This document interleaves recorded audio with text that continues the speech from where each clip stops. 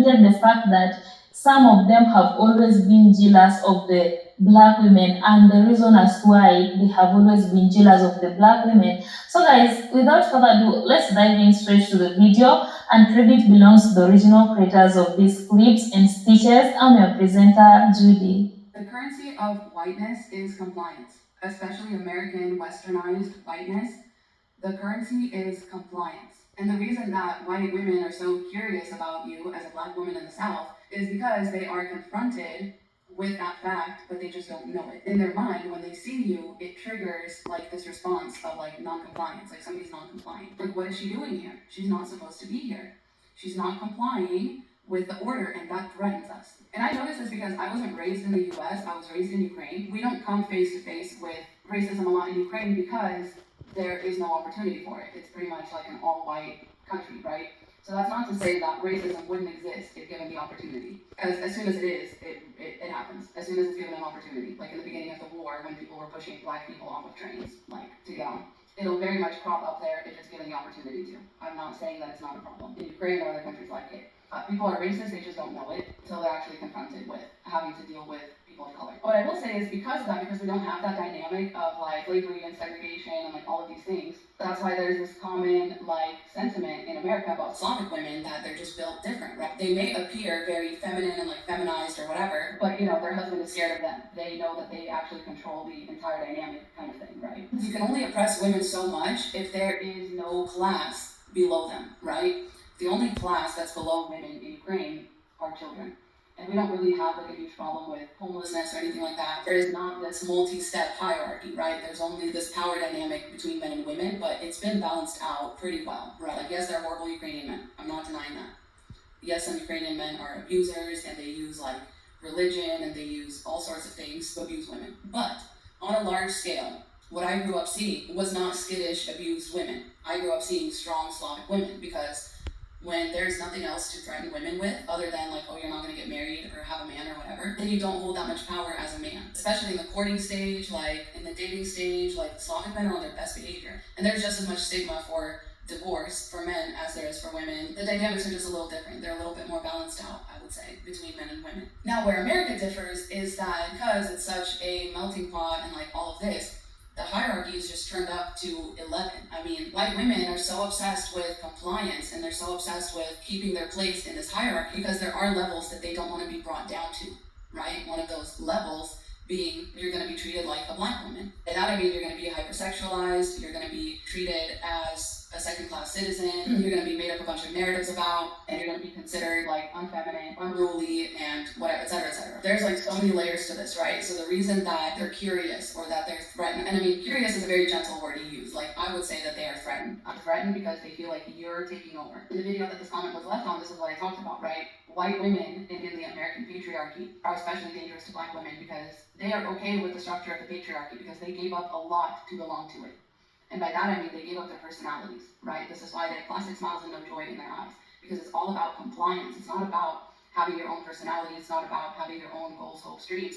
It's about compliance. The same thing that I noticed about women in America too. As a Ukrainian woman, like I was not so used to women just like hiding their joy, their surprise, their anger, especially. Like white women really hide their anger because that belongs to men. In this racially charged patriarchy, anger belongs to men, but also like black people are very demonized for their anger, especially black women, right? It's angry black woman stereotype.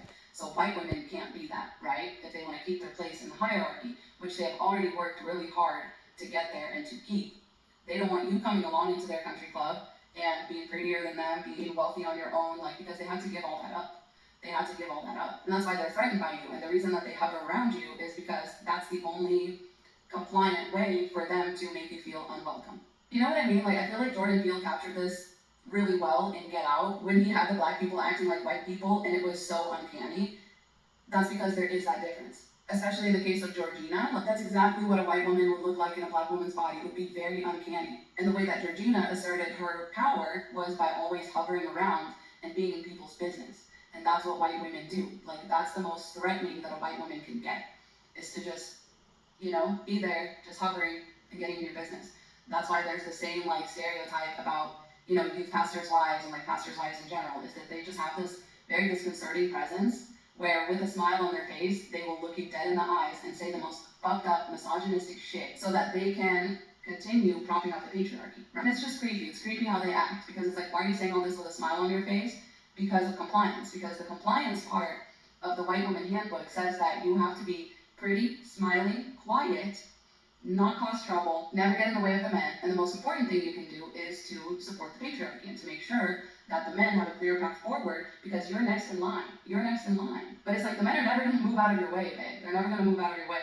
But white women still, like, they have this very particular relationship, especially white women in America, they have this very particular relationship to white men, to men in general, right? Which is why White Woman Whisperer got all this hate for pointing stuff out, and she got like demonetized, like her videos were getting reported. The white women were very vicious, but very quietly, very quietly in that very compliant way. And yet, when a black man went on his platform and used his platform to speak up for White Woman Whisperer and to call white women out, the white women in his comments were very nice. They were very like, yes, like well said, they were feeling very called out, they were not reporting his videos. It's this very interesting relationship that white women have with the patriarchy. Because they feel like they're so close to the top that it makes sense for them to keep maintaining these kinds of statuses and behaviors. And I noticed this like right away about, Western white women is that they stifle themselves a lot. They control themselves a lot. Again, this was very well exemplified in Get Out. When the main white woman character, like everything about her is just putting on an act so that what she can actually be is this very controlled, very meticulous, very collected psychopath. Like when she's just eating like a single Fruit Loop and drinking one single sip from the straw, like that's all intentional. Like the fact that she has all of these like keepsakes of the previous boyfriends that she's lured over into this whole scheme because she is not actually what she pretends to be. She pretends to be a real person with real feelings and pretends to like fit into the male gaze, and she fakes sympathy and she fakes empathy and she even can fake anger and all this stuff. But in reality, she's very self-controlled. She's very meticulous. She's very like determined. Like she has a goal. She has an end goal in mind, and she's already planning out her next venture. And I noticed this a lot. Like this was actually really shocking to me because like in Ukraine, like if a bitch doesn't like you, she doesn't like you. You know what I mean? There's not a whole lot of pretending. Like everything is kind of out in the open. Like, in America, it's like these white women will be so nice to your face. They will pretend like they want the best for you. They will pretend like they have empathy and sympathy and that they totally understand what you're going through to turn around and literally stab you in the back and exercise their power over you. When my parents came here to America, they very specifically wanted to attend like an English-speaking church so they could learn English faster. And so we went to this very conservative, like little church, and it was just full of like the WASP demographic, and it was very creepy and uncanny. Trying to interact with these people, like as a normal person. You never know what they're thinking. You never know what's behind their eyes. You never know what's behind their smiles. They'll like nod and agree as though they really hear you and like understand what you're saying. But really, it's not that. They're just complying. They're just controlling themselves from saying what they really feel. And you could tell they didn't know what to do with us because we were like by all means white, but they still saw us as below them. They still saw us as immigrants, and they would talk to us, really slow. Even though my parents would respond back in normal speed and everything like that, they just couldn't help but treat us like second-class citizens. It was very unsettling, very uncanny. No matter what, in America, you are going to take your spot, you take your place in the hierarchy.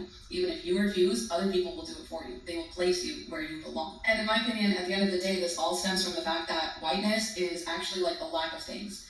Whiteness is more about what you're not and less about what you are. This is why white people have no culture, because culture is a thing that can be used to degrade people and to make them feel like they're less than. And that's why white people are like, oh, no, none of that. We don't do any of that. The culture is very prim, proper, polite, and it's more based around what you don't do rather than what it is you do. And the things that you do are very performative and only exist to perpetuate a certain hierarchy. Really freaky observing it as a foreigner, like even though I know that, again, I'm white, I definitely benefit from the system. I'm definitely also not saying that Canadians would be better than any other white people if they were confronted with the real life implications of what American people have been presented with. But that's really the problem. I hope I was able to articulate any of this in a way that makes sense, but these are just my thoughts on that. And please stay safe out there because women like that are just waiting for a chance to take you down. I love you so much. Godspeed.